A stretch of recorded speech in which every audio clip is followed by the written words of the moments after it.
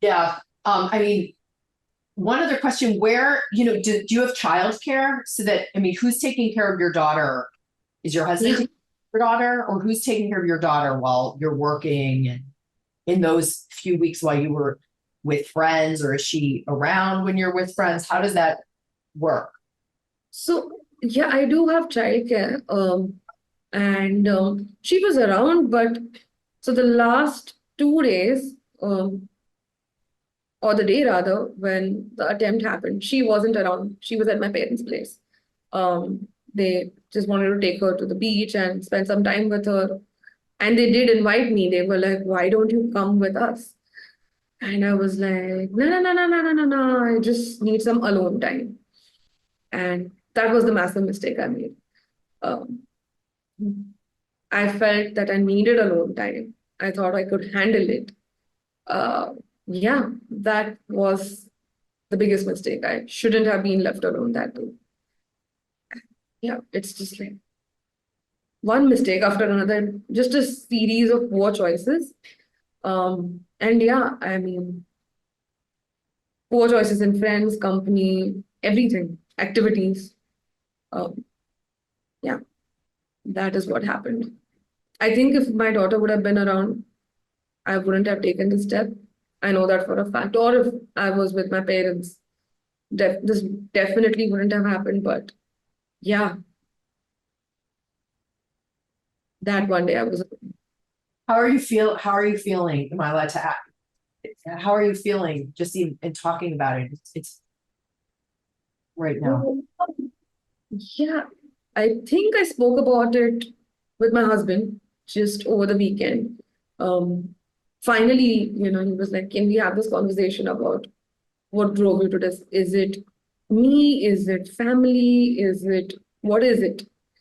And I had thought about this through and through, and I blamed everybody. I've blamed my family, I blamed his family, I blamed friends, I blamed him, all of it.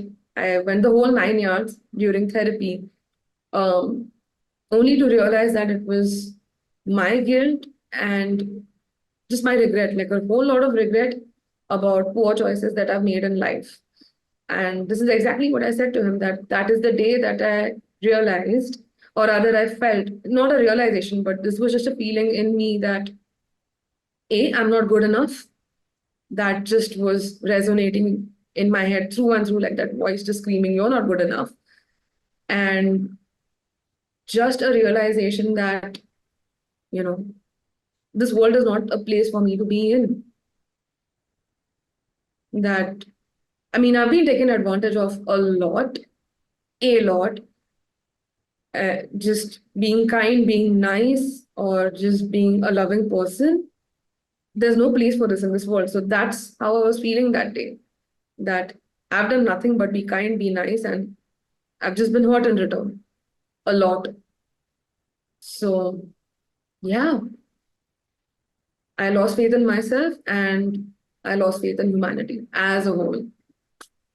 And I was just feeling that, have I really brought my daughter into this world? Like, is this what she's going to have to deal with?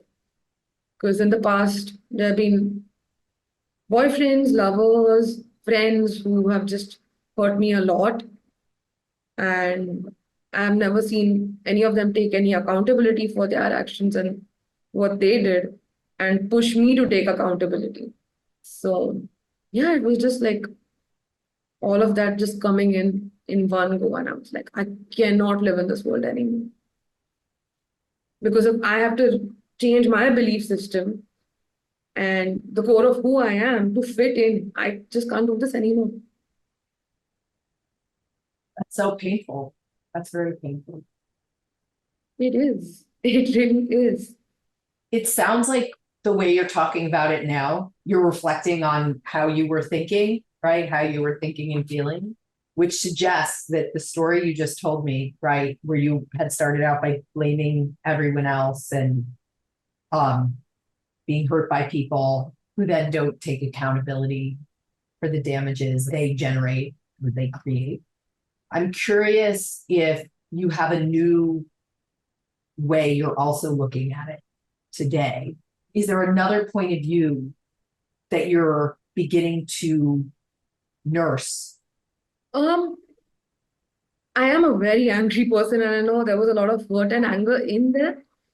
But at the same time, I do feel compassion as well, um, towards myself and towards all of those people. I know that, and this is the thing, if any of them show up at my doorstep today, any of the people who actually hurt me, and they need my help, I know I'm going to give it. I cannot, I can't change who I am. I think recently, especially in the past year or so, I didn't have strong boundaries. So there is some work needed over there for sure. So I need to have those strong boundaries, especially when it comes to people and friendships. Earlier on, before I got married, at least, um, my dad was somebody who was like a guide for me. He helped me make better choices when it comes to people because, yeah, otherwise I would just end up falling in wrong company a lot or just gravitating towards people who were either negative or would end up taking advantage of me. Just these three categories: enablers, people who would take advantage, or just negativity. So, and there were good people who came my way, but I would just be an avoidant and push them away because I was like, okay, this person is boring. This one is this. So he was somebody who would steer the ship of my relationships a lot. And he did help me in making good choices in that regard. So, yeah, I think there's a lot of learning from my childhood or my teenage years, which he did impart to me, which I need to really go back and look at and reflect upon when it comes to these choices that I make. I mean, it does sound from what you're telling me, like you sort of do know when you're making good versus not good choices. Like I understand there's boundary challenges, and I think it is hard to set boundaries with people when you have competing interests with regard to the boundaries. Like you want them to be nearby, but you don't, or and so you don't want to commit to one or the other, because one option where you actually hold firm the boundary might mean the dissolution of the relationship, or maybe something less extreme, but some level of grief is going to ensue as a result of that choice, some level of loss. That doesn't mean you don't do it, but I will sit here and say loss and grief are horribly painful and hard and feel unsurvivable sometimes. So I get the Yeah. challenge of asserting boundaries, I think is what I'm trying to say. It's not an easy thing. We are intense people when it comes to any kind of relationship. We're extremely passionate. So that's another reason why boundaries are very difficult for me to do. I mean, a lot of my friends have said it that you are like Mother Teresa. Like anybody comes, asks for anything, you'll be like, yo, take it. You need my time, take it. You need money, take it. So yeah, I really go out of my way to help people out.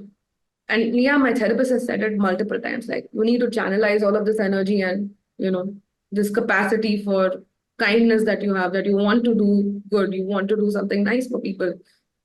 And I'm a big gifter as well. Like I keep giving gifts and all of that. So she keeps telling me that just do some social work or do something like that. Take care of animals, get another pet, but do not fall into this trap.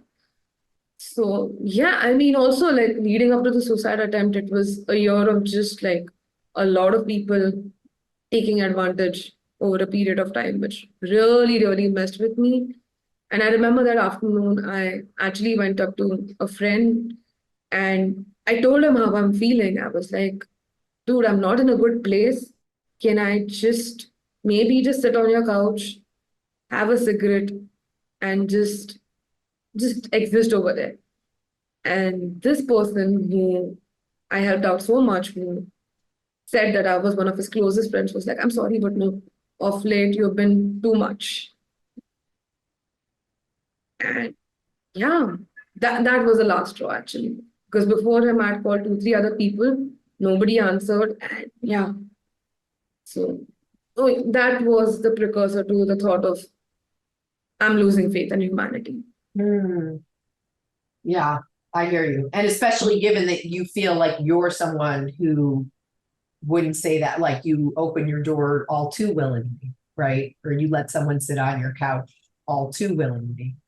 Yeah, and I think the shocking bit was that 2 nights before that, I told him that I feel like ending my life. I'm feeling hopeless. I'm just feeling worthless. I mean, we spoke for 15 minutes, and then, like, this person has already warned you about this. Then she's at your doorstep and she's telling you that she's not feeling okay and something's off with her and she feels like she's going to do something drastic. Do you really shut a door on such a person? It's Yeah. a simple question.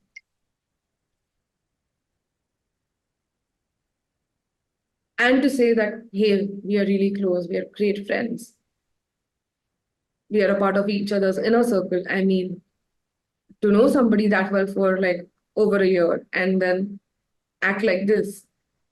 And then when I actually did the attempt, this person shows up.